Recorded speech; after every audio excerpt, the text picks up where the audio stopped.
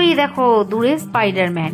পৃথিবীর কোথাও স্পাইডারম্যানকে তোমরা দেখতে পাও চাই না পাও, একটা জায়গায় কিন্তু স্পাইডারম্যান অলওয়েজ থাকে, আর সেটা হলো কোথায়? সেটা হলো নিউ মার্কেট। ঠান্ডাটা আসলে পড়েনি, পড়বে পড়বে একটা ভাব, আর ঠিক তার আগেই মনটা একটু উড়ু উড়ু করে, মানে এই সময়টাই বিশেষ করে, কারণ জাঁকিয়ে ঠান্ডাটা পড়ে গেলে আর কিন্তু কোথাও আমার যেতে ইচ্ছা করে না, অফিস আর অফিস থেকে বাড়ি। তাই ভাবলাম যে ছুটির দিন কোথাও যাওয়া যাক, চলে গেলাম নিউ মার্কেটে।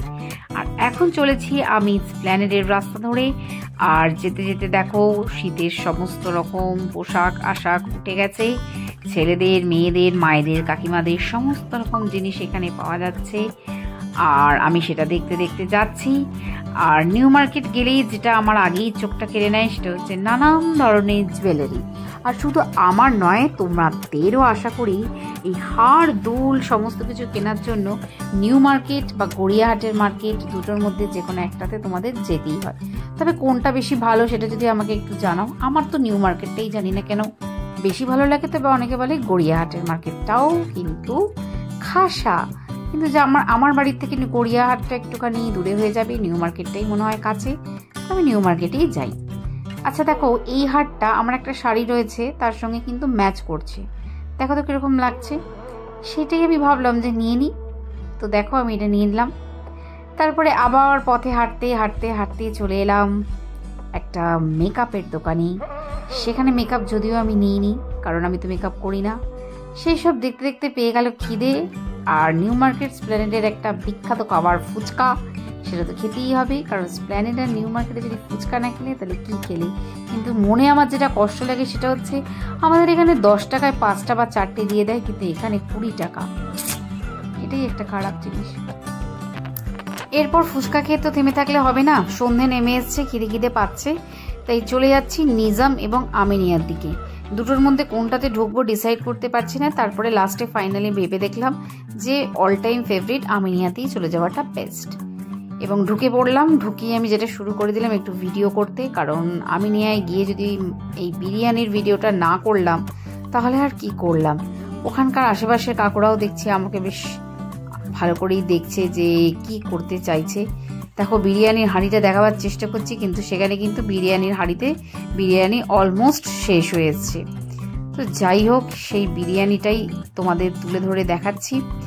আর যথারীতি মা বসে পড়েছে মেনু কার্ড নিয়ে, কি খাবে সেটা ভাবছে, যদিও ভাবা আমাদের হয়েই গেছে রাস্তায় আস্তে আস্তে, যে বিরিয়ানি খাবো আর তার সঙ্গে একটা কিছু স্টার্টার নেবো। আর যেমন ভাবনা তেমন কাজ, চলে এলো আমাদের kebab hariyali, chicken hariyali kebab and mutton biryani. আর চিকেন হারিয়ালি কাবাবটা বলতে গেলে আমি বলে দিচ্ছি, খুব নরম, একদম তুলতুলে চিকেনের সফট, কয়েক 6টা পিস ছিল। আর সবুজ খুব একটা কালারটা উঠছে না এখানে, আমার ভিডিওর সেটা ক্যামেরার ফল্ট না আমার চোখের ফল্ট সেটা জানি না, কিন্তু সত্যি বলছি একেবারে সবুজ ছিল না, একটু কালচে কালচে কালারটা ছিল। আর টেস্টটা ছিল একটু ঝাল ঝাল, যেটা আমার কিন্তু ভালো লেগেছে, কারণ আমার ঝাল ঝাল মিষ্টি মিষ্টি খাবার বেশ ভালো লাগে, একেবারে ব্ল্যাঙ্ক খাবার আমি খেতে পারি না। তো এই হরিয়ালি কাবাবটা আমি বেশ ভালোই এনজয় করে খাচ্ছি, আর ভালো। আমাকে যদি এটা 10-এ নাম্বার দিতে বলে আমি এটাকে 8 দেবো, কিন্তু আমার বেস্ট লেগেছিল করিমসের কাবাব। যাই হোক, বলার কথা আমি বলে দিলাম। আর এদিকে আমি শুধু খাচ্ছি না, এই দেখো মহারানী ভিক্টোরিয়া আমার মাতাশ্রী উনিও খাচ্ছেন। আর আমি তো সব জায়গায় হাতে করে খাই, একটু আমার হাতে করে না খেলে আমার খাওয়ার টেস্টটা যেন আমার মনে হয় কোথাও একটা কম লাগছে, কিন্তু আমার মা বেশ চামচে চামচে করে খায়, যথারীতি সেইভাবেই খাচ্ছে, আর মায়েরও বেশ ভালোই লেগেছে। তো এই দেখো হরিয়ালি কাবাবটা তোমাদের কাছ থেকে একটু দেখাচ্ছি, দেখো বেশ জুসি ছিল কিন্তু, আর যেটা বললাম খুবই নরম। তারপরেই চলে গেলাম আমি কি বিরিয়ানি, মাটন বিরিয়ানি। তো মাটন বিরিয়ানিটা নিয়ে আমি যেটা খুঁজছি প্রথমেই, সেটা হচ্ছে সব বাঙালির প্রিয় খাবার, সেটা হচ্ছে আলু। আলু ছাড়া বিরিয়ানি কিন্তু ভাবাই যায় না, আর আমি তো একেবারেই ভাবতে চাই না। আলু খোঁজার পরেই আমি চলে গেলাম কিন্তু মাটনটা খুঁজতে। হ্যাঁ, খুঁজছি মাটনটা উকি মারছে। মাটনটাকে এবার আমাকে কি করতে হবে, বের করতে হবে। চামচে করে তোলার চেষ্টা করছি, কিন্তু শেষে আমি ভাবছি যদি পড়ে টরে কেলেঙ্কারি হয় তার থেকে চামচটা রেখে হাতে করে তোলাটাই সেফ। তো তুলে ফেলেছি মাটনটা। এবার ওই কত গ্রাম কত কি সেসব আমি জানি না, কিন্তু বেশ প্রমাণ সাইজের একটা ভালো মাটন ছিল। আর আমি মাটনের বিরিয়ানিটা যখন অর্ডার নিতে এসেছিলাম আমি তখনই বলে দিয়েছিলাম, কাকু আমাকে কিন্তু একটা রেয়াজি দেখে সুন্দর পিস দেবেন। আমাকে সেই রেয়াজি পিসটাই দেওয়া হয়েছে। আর বলে রাখি মাটন বিরিয়ানিটা আমার এই আমিনিয়া স্পেশালি নিউ মার্কেটের আউটলেটটা সব থেকে বেশি ভালো লাগে। কারণ হচ্ছে যেখানেই বিরিয়ানি খাবে সেখানেই হচ্ছে দেখবে একদম লম্বা লম্বা ঝরঝরে চাল থাকবে। আর এই জিনিসটা আমার ভালো লাগে না। ইয়েস, আমার ভালো লাগে এখানের বিরিয়ানিটা। যদি তোমরা দেখে বুঝতে পারো, চালটা কিন্তু একটু ভাঙা ভাঙা থাকে, নরম নরম গদগদ একটা ভাব থাকে। আর যেটার জন্য আমার সব থেকে এই আউটলেটের বিরিয়ানি ভালো লাগে বা আমিনিয়ার বিরিয়ানি ভালো লাগে, সেটা হচ্ছে একটা মিষ্টি মিষ্টি ভাব থাকে। ওই যে বললাম ঝাল মিষ্টি না থাকলে আমার ভালো লাগে না। আর এ দেখো একদম যেমনভাবে বলেছিলাম রেয়াজি নরম তলতলে একটা সুন্দর পিস দিয়েছে। আর বিরিয়ানিটার দাম হচ্ছে 290 টাকা। ডিম থাকে না। যারা খেতে খুব বেশি পারো আর যাদের পেটে অনেক খিদে থাকে তারা একাই বিরিয়ানিটা সাটিয়ে নিতে পারবে, বাট আমি পারি না।